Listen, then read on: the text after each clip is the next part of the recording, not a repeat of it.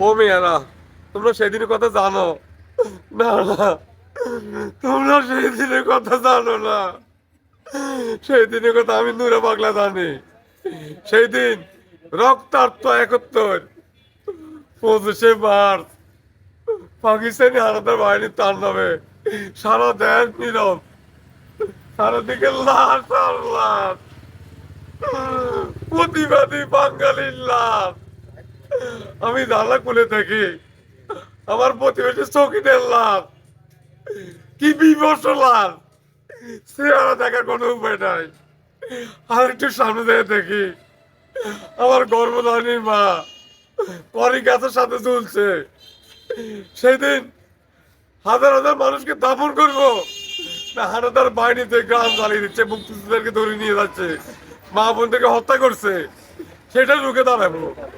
সিদ্ধান্ত নিলাম আগে দেশ বাঁচাই, তারপরে মায়ের লাশ দাফন করবো।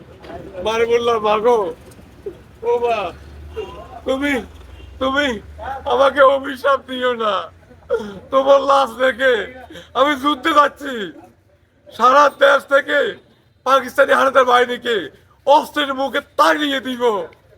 তাড়িয়ে দিলাম, শুধু বাকি রইল বিজয়নগর।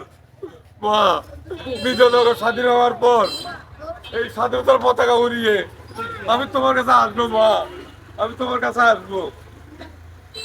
কতদিন তোমার হাতে রান্না খাইতাম মা, খুব কষ্ট লাগে। কতদিন কম্বল বেশি তুমি আমার ঘুমাও না। কতদিন জঙ্গলের মধ্যে ছিলাম পাকিস্তানি হানাদার বাহিনীর সাথে মুখামুখি যুদ্ধ।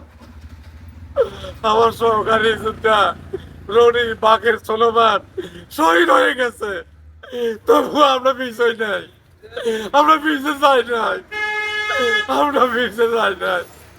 আমরা অস্ত্র ত্যাগ করলাম, অস্ত্র চালাতে থাকলাম, বিজয়নগর স্বাধীন হয়ে গেল। মায়ের মুখে ফিরে যাব, সেই মুহূর্তে হানাদার বাহিনী গুলি চালায়।